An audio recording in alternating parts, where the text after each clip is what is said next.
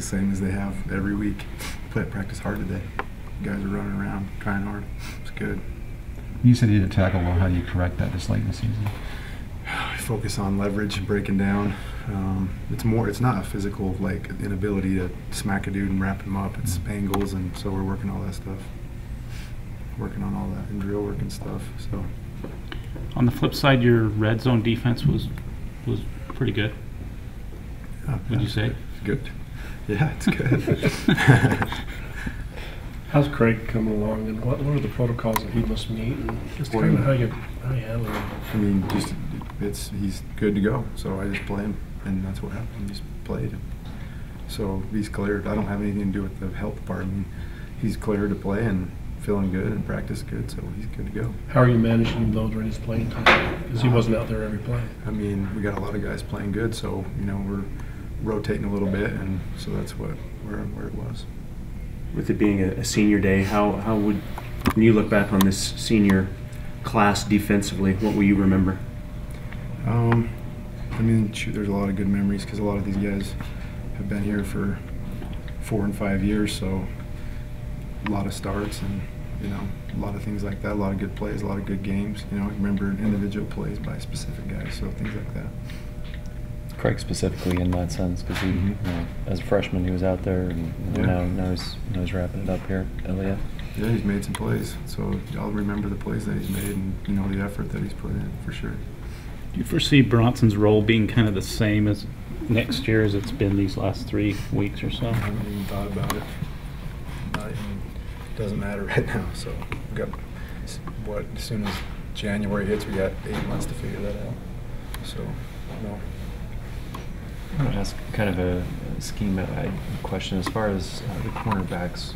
On third down and medium, a lot of times they seem to be really far off the guys. Is that trying to give them leverage to come up hard? It's really not the case. I mean, a lot of the times we're playing cover 2 and stuff, and so the dudes are rolled up. So it's not the case often. Every once in a while, sometimes we're willing to give up a hitch to, protect against the scheme we're playing, but just because they're off doesn't mean they're playing man or off. They might be rolled up. They might be in 2-man. We played a ton of 2-man last game, and so they're going to sit and catch and play catch technique, so they're not backpedaling. So that's really not in our scheme on third and medium. We know you guys talking about taking care of what you can take care of and focusing on yourselves. And your players have to know how much Savannah State struggled this year. Is there anything you have to do specifically to get them to put that out of their mind, not worry about that? No, I'm not going to say it. I mean, you got to be ready to strap up and play on Saturday, and I think we have some big things to play for. And so, right now, you got to get ready for the future and playing hard. And I think every day, you got to do your normal thing to get where you want to go. So, that would be a mistake, I think. So, what was the most pleasing aspect of your Tuesday today? I saw a couple guys fired up and playing with their hearts. And at this point in the season, and during a game week, where people are telling them that it doesn't mean anything. I mean, to me that shows character. Like, if you find out who really is all the way in and really loves the game by the way they practice. And then you see guys that haven't quite figured it out yet, but I like seeing that. And guys flying around and making plays, that's what the game's about. So if a guy gets a pick or knocks a ball down or a sack, whatever, I mean, that's fun to watch. That's what the game's about. Which guys that haven't played a lot are you kind of eager to watch Saturday maybe to see what they can show? That doesn't matter. I mean, we're playing to play to win, and we're playing for the future and ready to go, and so I don't really think about that. Sometimes like you got a lot of early playing time. Recently it's kind of fizzled out. What's the status? You got to go to class. You got to go to school. It's a student athlete, not an athlete. You need to take care of the student part first, and when he does that, he'll play. So he's been suspended then? He missed a few classes, so we decided not to give him as many reps, so that's what happened. How much does going to a bowl game help you prepare for next year, whether it be recruiting, whether it be preparation, whether it be extra practice days? Could you just address that a little bit? Recruiting, going to a bowl game and winning is big because everyone's, there's one game every day, and so you're the only game on, people watch. It improves the bowl tradition when you win. It'd be good to be 7 and whatever instead of 6 and whatever.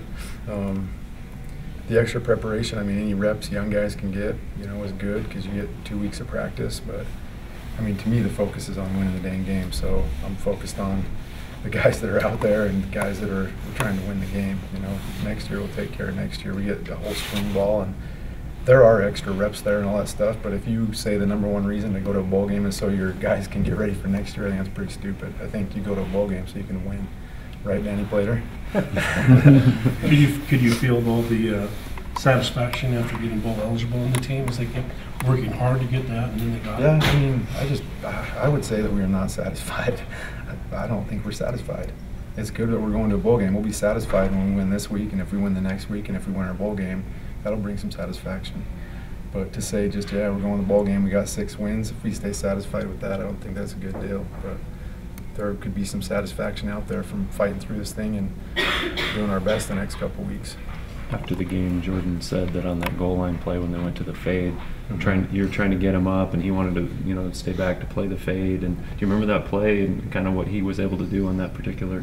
I mean, at that point in time, he's going to protect the goal line, and so where were they on the 5-yard line? He's going to be on the goal line with his feet planted on the goal line. He's going to collision and run with them and not backpedal, and that's what he did. And so he played it good. Played it good. Any other questions? Pretty good, isn't he? He has a chance. He's a good athlete. He's conscientious. He's good. He's got to continue to keep going. I like him. He tries hard. He's super smart. He tries to apply what he learns at practice. That's good. He could be a really good player. He's fun to watch. Do you expect Fred Warner to play Saturday? I think Fred, that's got more with the medical staff. I don't know. He didn't practice today, but I don't know what the whole status is on that.